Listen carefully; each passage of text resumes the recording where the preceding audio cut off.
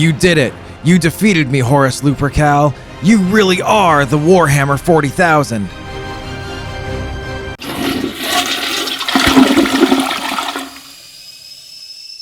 Alright, so I just finished reading Horus Rising by Dan Abnett of the Horus Heresy series and Warhammer 40,000, and I wanted to talk about it a lot. So I'm actually lying. I have read this book before. As you can see, I got it right here. I bought it a few years ago, and I was reading it a couple chapters every night before bed, and it was good. I really enjoyed it. But more recently, I decided to try it again on audiobook. I tried the Audible 30-day free trial, and with that, you get one free book, so I decided to listen to this on audiobook. I've never listened to an audiobook before, so I wasn't really sure how it was going to go, but honestly, it's pretty sick. And no, this is not sponsored by Audible. I work a job where I'm able to listen to whatever I want the entire time I'm by myself, and that's pretty sick. So for the longest time, I've just been hammering out podcasts. I've been a huge podcast guy since they pretty much became popular when I was in middle school or so. Anyway, yeah. So I didn't know what to think of audiobooks. I'd never listened to one before. I've never even heard a snippet of them. And to be honest with you, I thought it was going to be cringe. I thought it was just going to be, I don't know, some really out of touch narrator that was either really robotic and shitty and boring, or I don't know, just cringe, doing goofy character voices for all the different characters. And while that is kind of the case, his name's Toby Langford. What's his name? Toby Longworth. He does do different voices, subtle different voices for the different characters. But it doesn't feel like I'm being told I don't feel like I'm a baby being told a story by my parents. And weirdly, with that, I feel like I kind of absorbed the story a little bit better than I would have, or than I did actually reading it for the first time. Now, wait a minute. Listening to an audiobook isn't the same as actually reading the book, right? I don't care. Why does anybody care about that? I don't understand why anybody gives a fuck. It's two totally different experiences.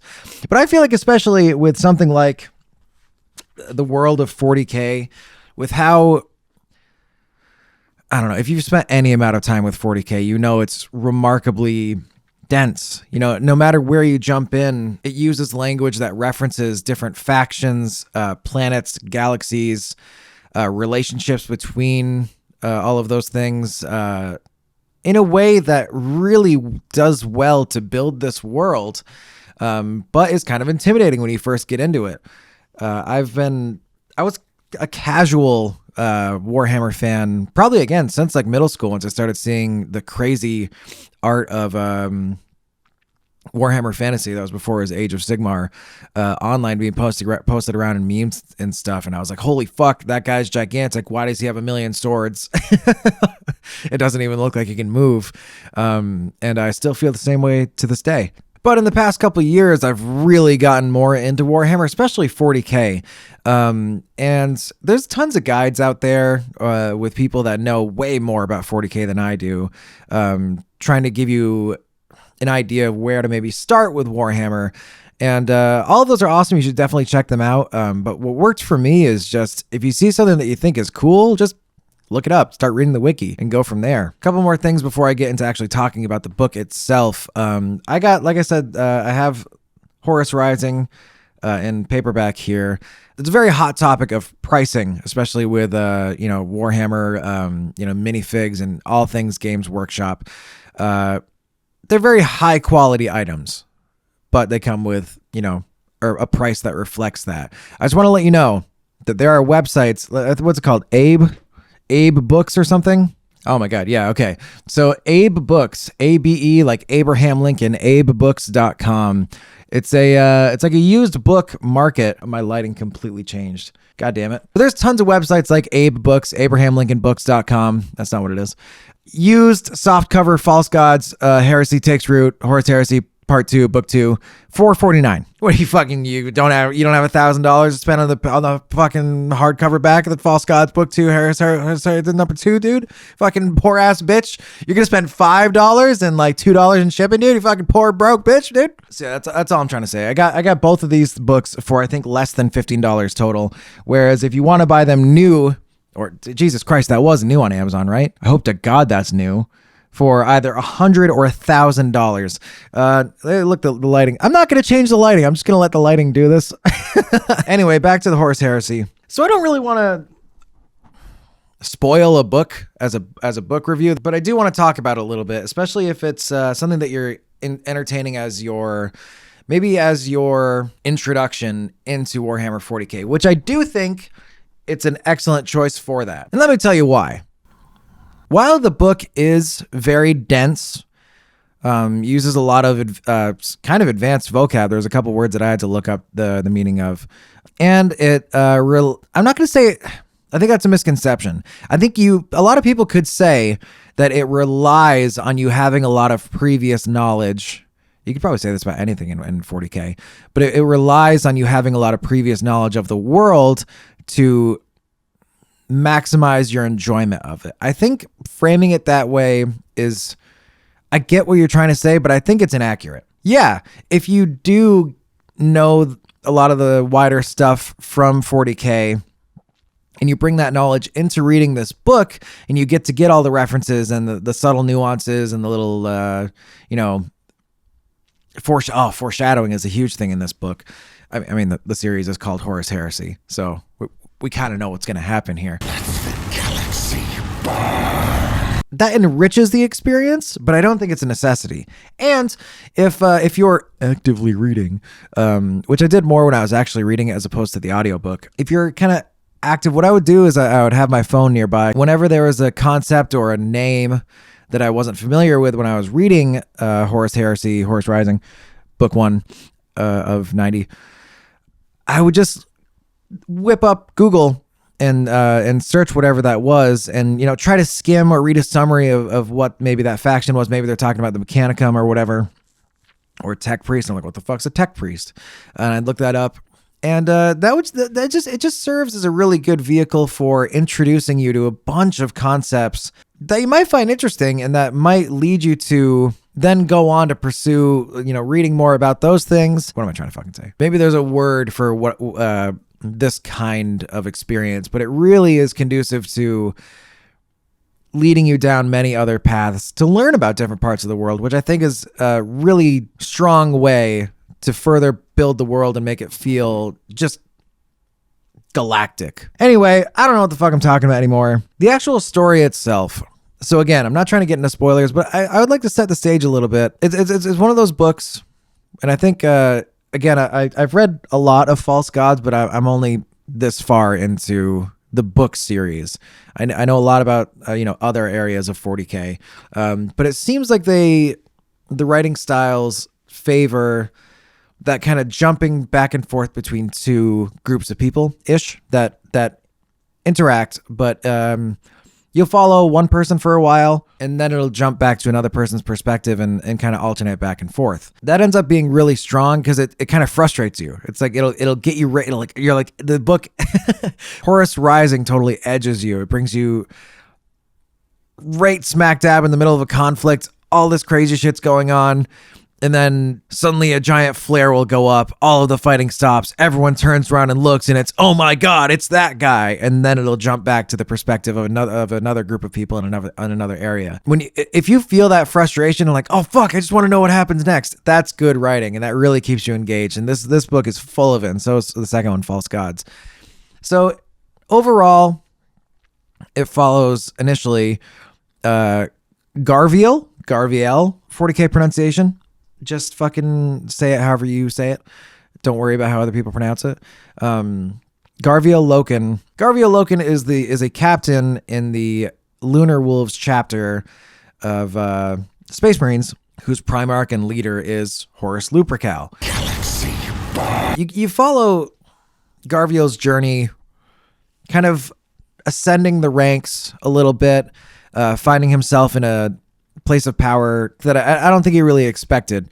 So it's kind of the story of him not quite maturing. He's already like several hundred years old, I think.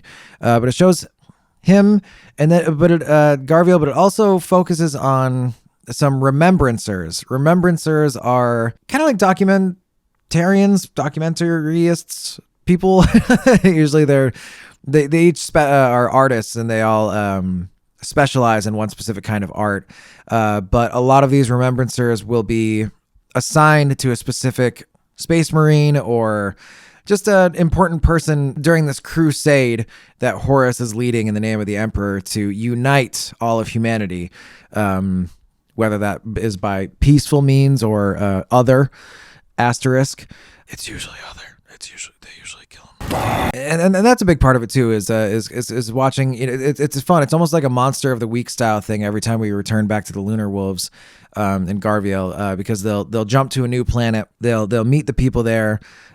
Usually they're humans or offshoot, slightly differently evolved forms of humans, and they try to be diplomatic and show them the ways and the teachings and the strength of the God Emperor. Well, he's not the God Emperor just yet, but the Emperor of mankind. And depending on how they react, they either bring them to compliance or they find a peaceful way to bring them into the Imperium of man.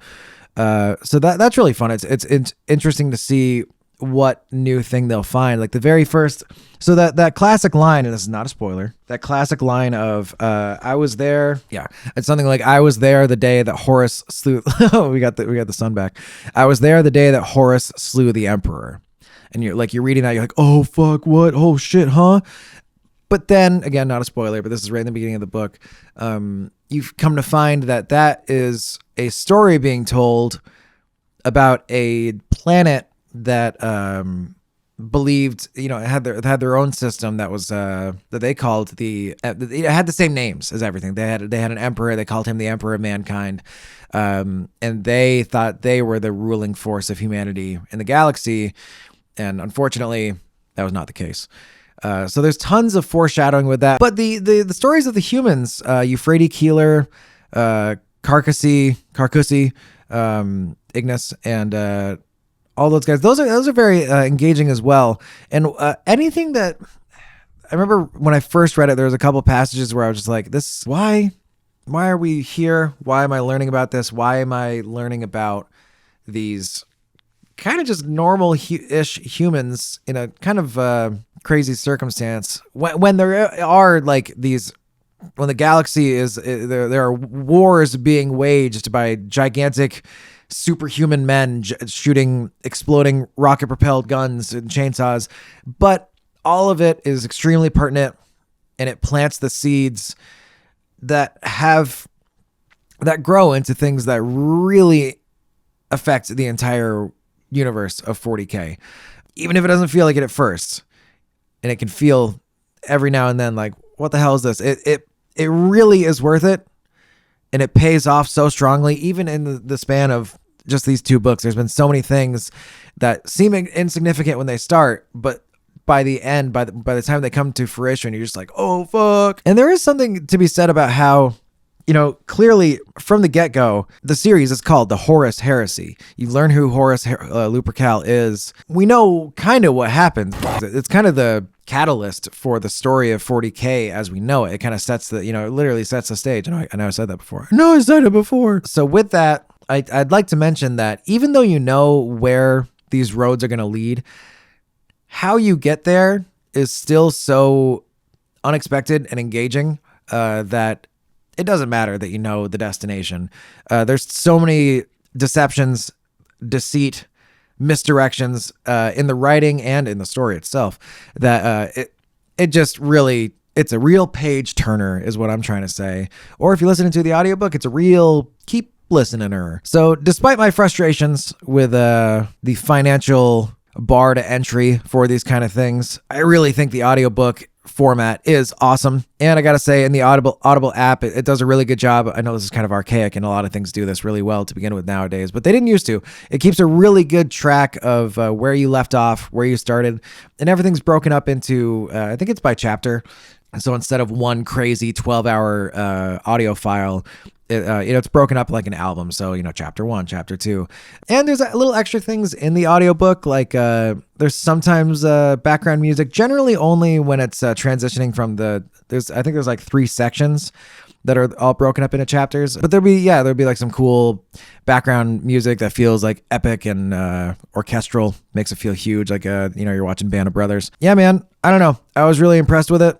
I'm gonna definitely keep buying the books as I listen to them, because it's cool to have a collection. I don't give a fuck that this one's a little chewed up. And it was super obvious. I remember it was super obvious when I bought this that whoever got it for, I won't be able to show it on camera, but you can see the guy got about a third of the way through, and then you can just tell that none of the other pages were open, and the guy was just like, fuck this. I can't read this dense ass shit. Who the fuck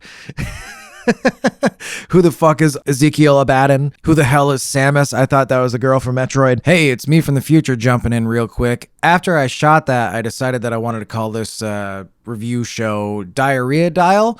So I just wanted to mention that I would like to give Horus Rising, the book 1 of the Horus Heresy Black Library series, 0